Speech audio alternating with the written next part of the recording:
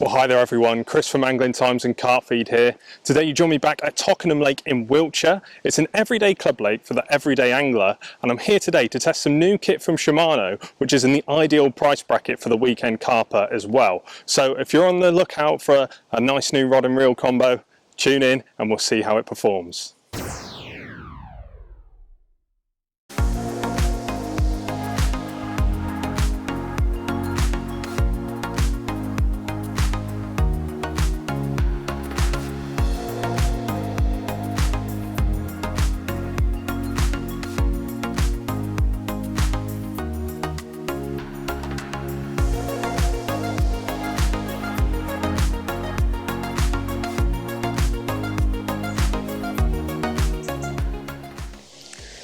Right then everyone, so let's take a little look at the reels we're going to be using today.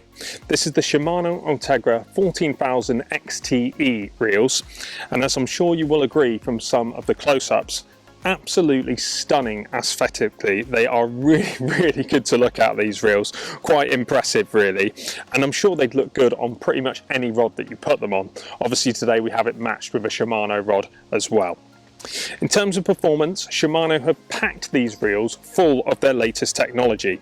Now, one of the main things in there that Shimano boast about is super slow oscillation, which basically means you get perfect line lay on the spool, reduces friction on the cast, which enables you to cast a lot further. They're big pit reels, so nice big spool, like I said, 14,000 size spool, you can put a lot of line on there. Some other interesting bits of tech as well that I've actually noticed when using them is something called silent drive. And now these reels are so quiet and so smooth when you're reeling in. Everything about them is smooth. The clutch is incredibly smooth, like I said, the reeling is smooth. Everything just feels a joy to use. They really are very nice to handle. So yeah, perfect.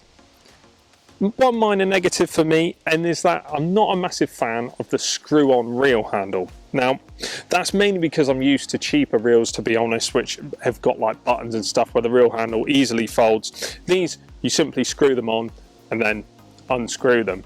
Now, that can be a bit fiddly at first when you're trying to get used to it. So for me, I wasn't a massive fan when I first got them out. Maybe it's something I'll get used to, and I know some people are massive fans of that.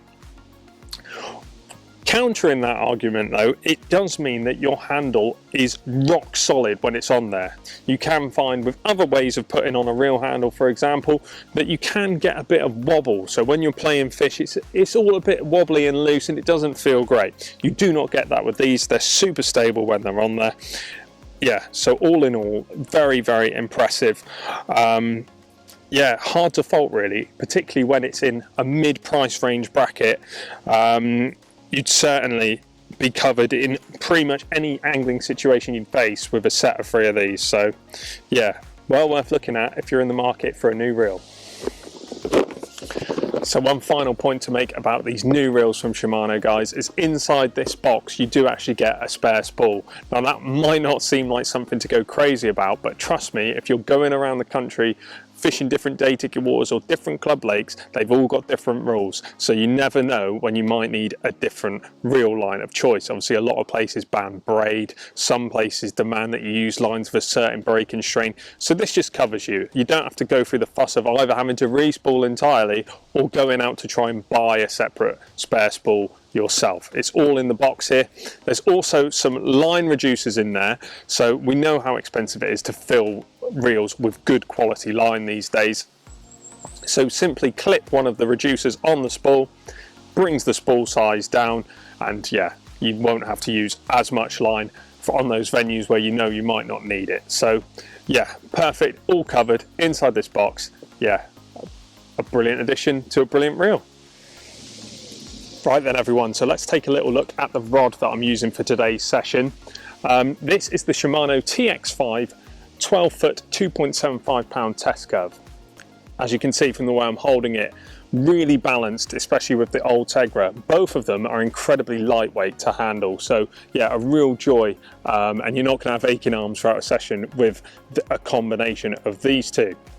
In terms of the rod itself, aesthetically similar to the Ultegra, very pleasing. It's got some sort of red pinky wrapping around the reel seat area, gives it that little bit of class. The graphics are really understated.